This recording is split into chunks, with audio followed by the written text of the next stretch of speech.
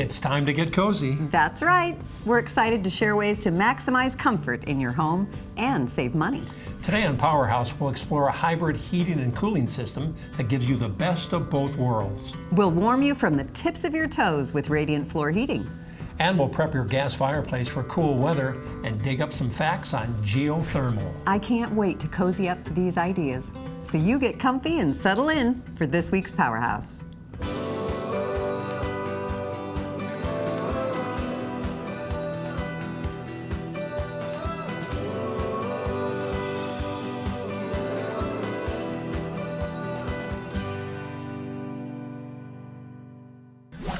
If you're like me, you like to have options in your life. Where to go, what to do, what to buy. When it comes to selecting your heating and cooling, you have several options to choose from. But did you know you have two options within one system? Today we're going to learn about the dual fuel HVAC system and how it might benefit you and your PowerHouse. Joining us is Rob Wenzel from Novak Heating and Cooling to talk about the features and how they may impact your energy bill. Rob, thanks for joining us today. Thanks for having me. First, let's talk about the dual fuel HVAC system and how does it work? Well, Pete, it's a lot like a hybrid car. So a hybrid car is going to switch from gas to electric motors, as needed, wherever it's most efficient. A hybrid system in your home or a dual fuel system is going to do the same thing. It's going to go from gas heating to electric heating and simultaneously work back and forth and it's going to do that with a gas furnace, and it's going to be matched with a heat pump system.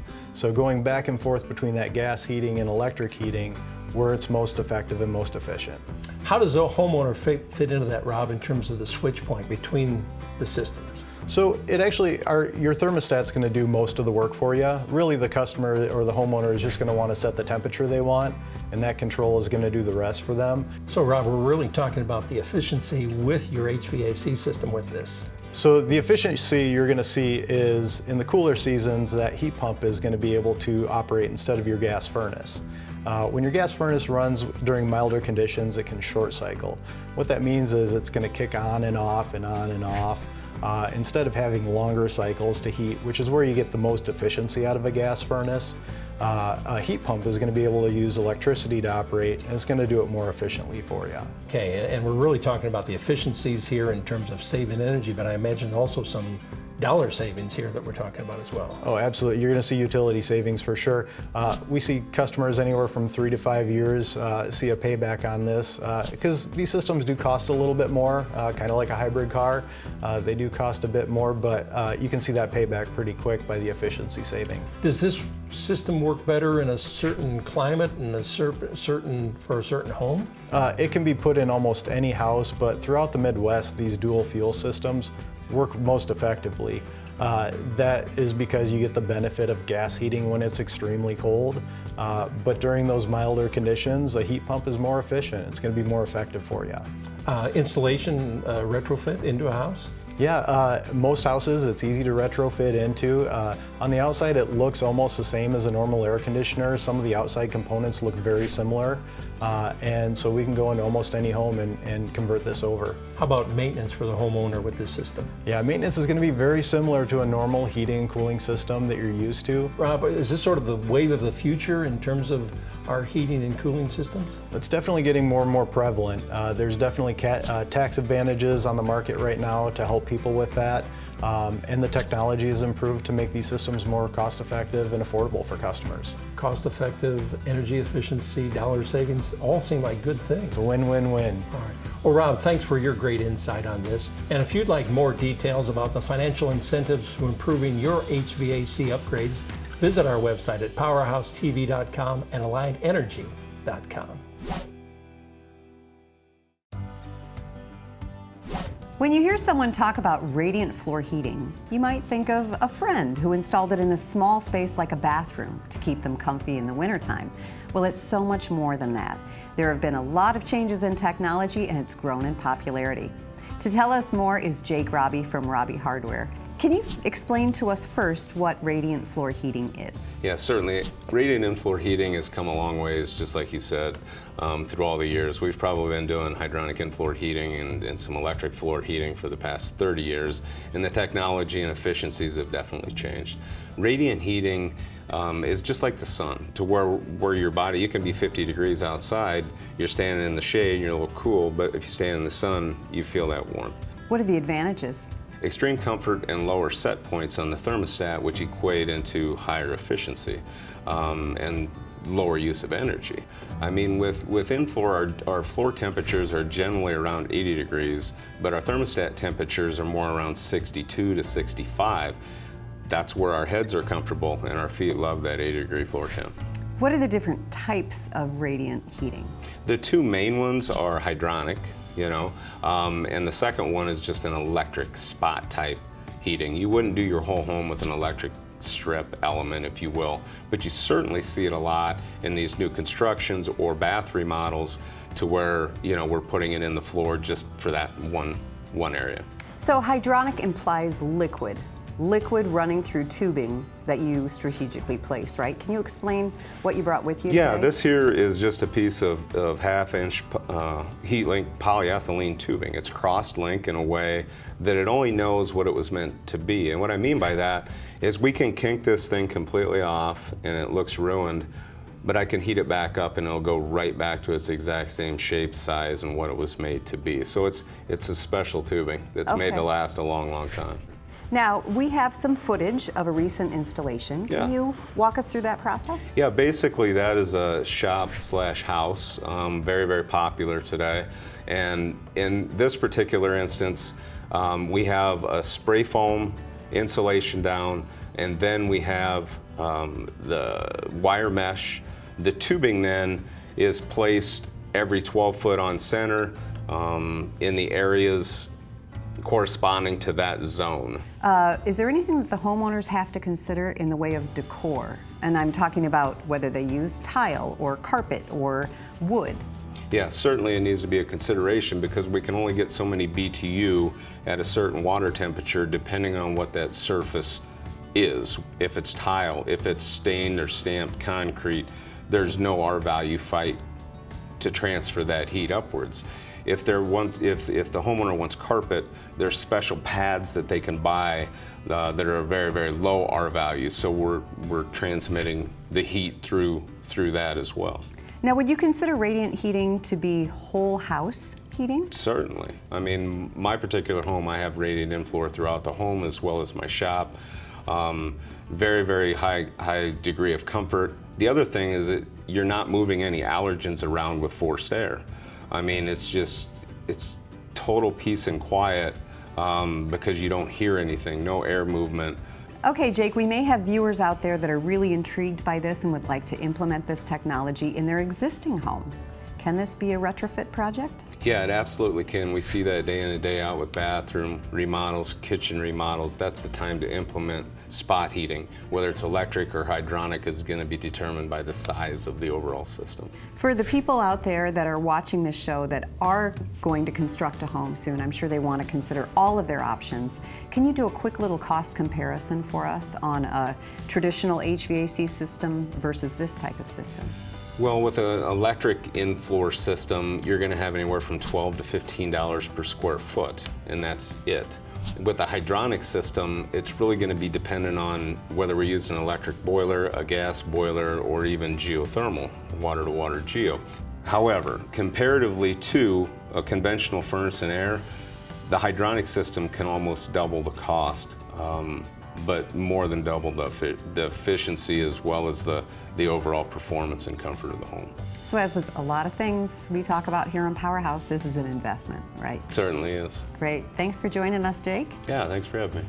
If you'd like more information on the latest and greatest in new home technology or simple improvements for your PowerHouse, visit our website at powerhousetv.com.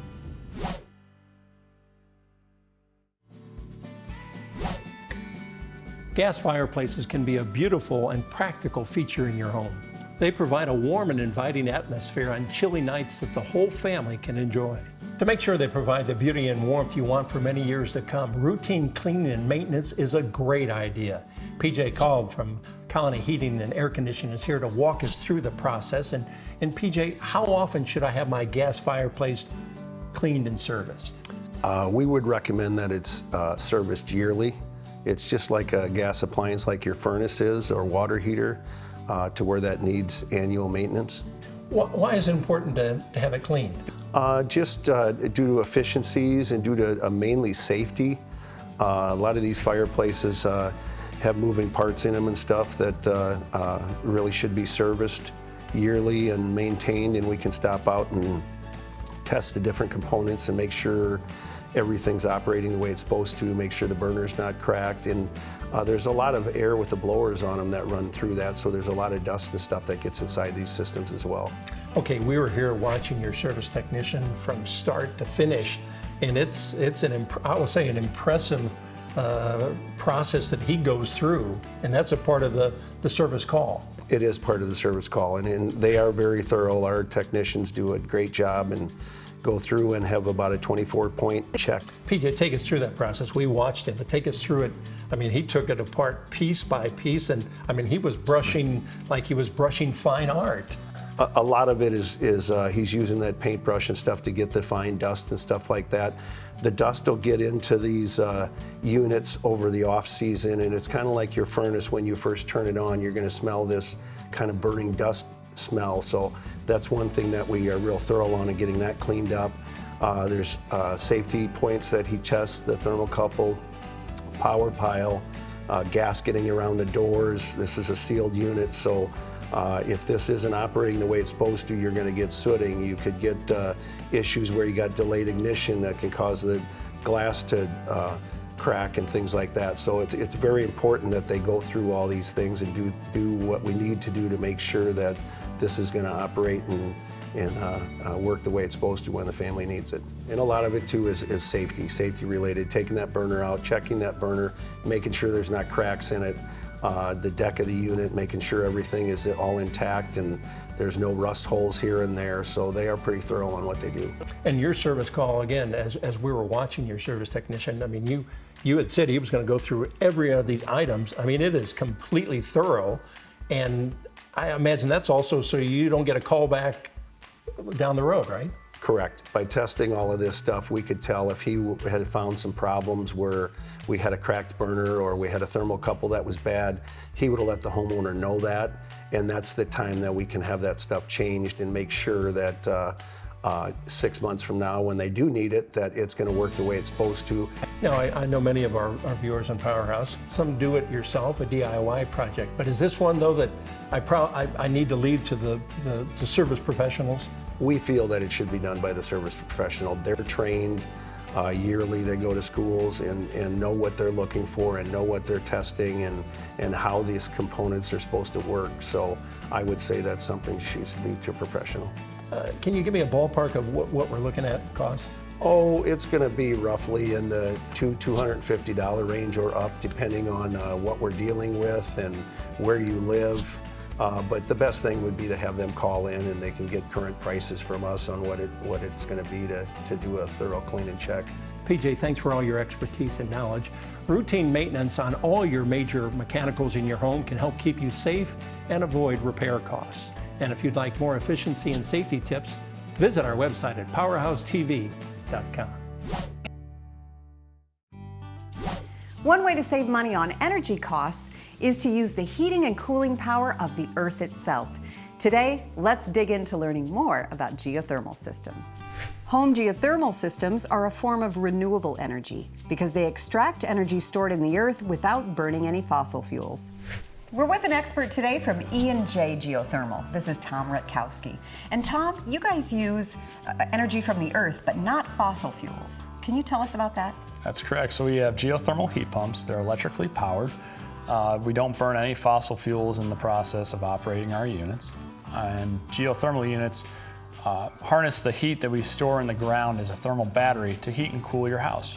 Now, when you talk about exchanging heat, just to clarify, you're talking about a home's heating and cooling, correct? That's correct. So heat pumps do your heating and cooling. So it's all about moving heat. So in traditional heating season, we're going to take BTUs that have been stored in the earth, bring them in, and then through a refrigeration cycle, bump them up to a warm temperature you feel coming out of a vent. Adversely, in the summertime, we're going to take the heat that's built up in your house and move that heat out into the ground. What makes geothermal heat pumps so energy efficient? It's how we transfer that heat. So if you can imagine in summertime with normal air conditioning, you're taking heat from the house, trying to move it outside to a condenser and move heat into more heat. It's not a very efficient process. For us, we take that heat in the house and we move it down to the ground where it's a very consistent 50 to 55 degrees. And the more temperature difference you have, the easier that heat wants to move. So because there's a bigger temperature difference, it moves easier. We're using a liquid instead of air, and heat moves easier through liquid than it does air, so there's more efficiency there. And then heat pumps or compressors in general are the only type of heating equipment where you are more than 100% efficient.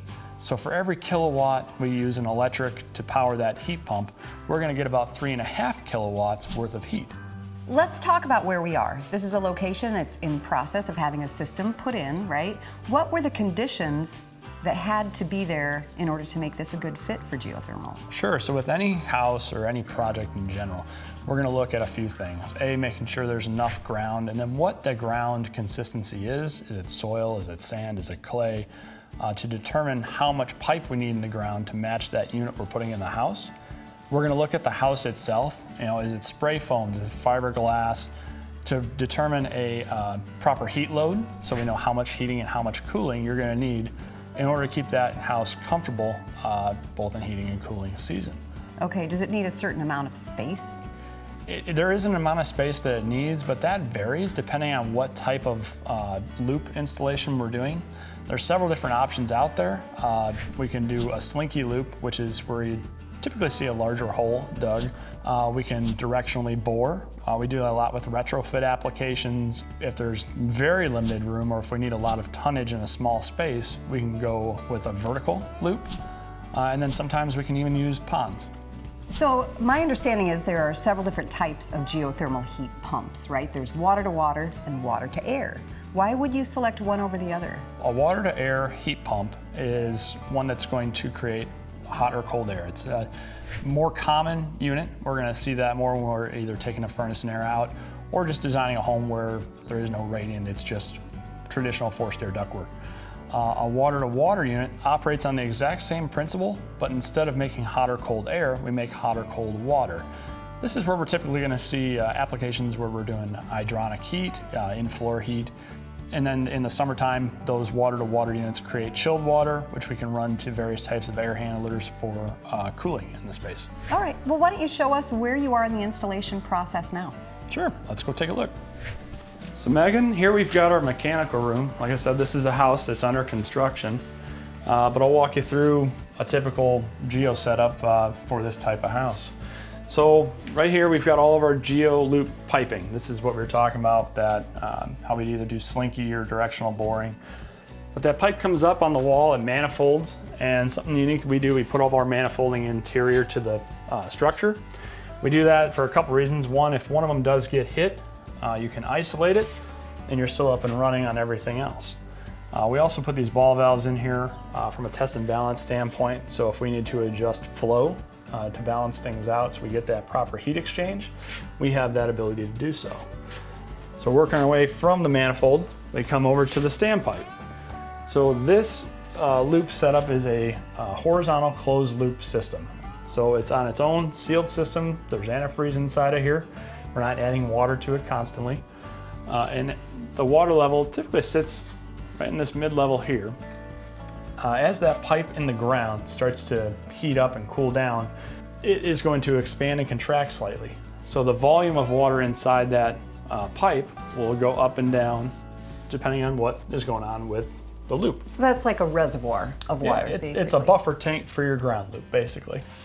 From the standpipe, we come out to another manifold, and then we have our loop circulating pumps. So these pumps are what are actually pushing the fluid through the ground and feeding the geothermal unit. We put isolation valves on the pumps. That way, if we ever have to change one out, it's very easy to do so and not have everything come out of the pipe. So piping comes around, and then it hits our geothermal units. So on this setup, we've got a few units. They all come over, and they start to feed into a buffer tank. Now, that buffer tank can vary depending on how much flow we need. On this particular project, we've got a lot of flow that can go out to air handlers, and we're not really needing as large of a buffer tank. So we build a standpipe for the same reason. It acts like the buffer tank.